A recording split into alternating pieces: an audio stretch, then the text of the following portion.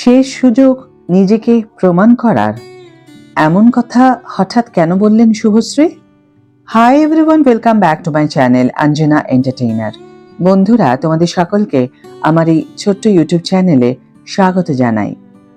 একটা সময় শুধুমাত্র কমার্শিয়াল ছবির অভিনেত্রী হিসেবেই পরিচিত ছিলেন শুভশ্রী গঙ্গোপাধ্যায়, কিন্তু এখন যেভাবে নিত্য নতুনভাবে নিজেকে তিনি তুলে ধরছেন ক্যামেরার সামনে, তাতে শুভশ্রীকে প্রতিদিন দর্শকরা চিনছেন একেবারে অন্যভাবে।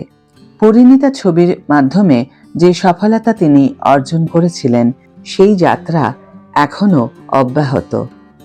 বিগত কয়েক বছরে তিনি একের পর এক নতুন নতুন চরিত্রে ধরা দিয়েছেন সকলের সামনে।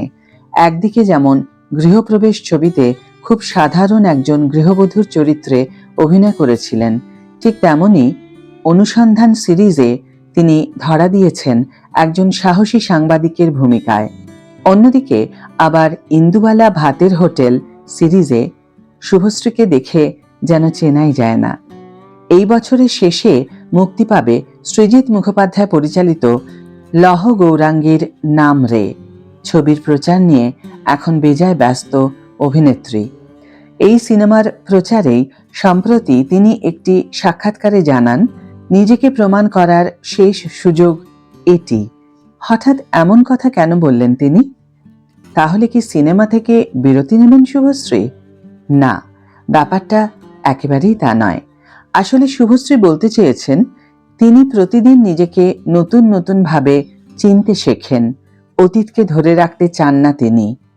ব্যক্তিগত জীবনে হোক বা পুরনো কোনো সফলতা, পুরনো কিছুর দিকে তিনি আর ফিরে তাকাতে চান না।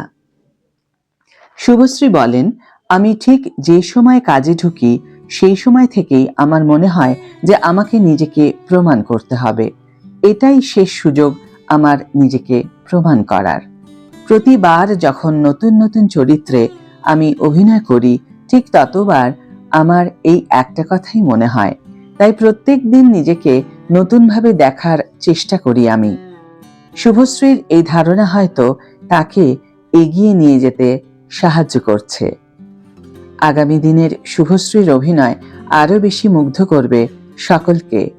নতুন ছবির প্রচারের আগেই শুভশ্রী শেষ করেছেন কৌশিক গঙ্গোপাধ্যায় পরিচালিত ছবি ওয়েটিং রুম সিনেমার কাজ। আগামী বছর আবার নতুন করে শুভশ্রীকে দেখার জন্য অধীর আগ্রহে অপেক্ষা করে রয়েছেন সকলে।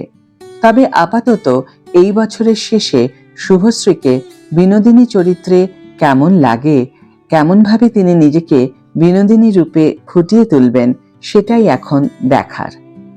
আজকের ভিডিও এখানেই শেষ করছি বন্ধুরা। ভিডিওটি যদি ভালো লেগে থাকে তাহলে অবশ্যই একটি ছোট্ট করে লাইক দিও, শেয়ার করো বন্ধুদের সাথে, কমেন্ট করে তোমাদের মতামত অবশ্যই জানিও।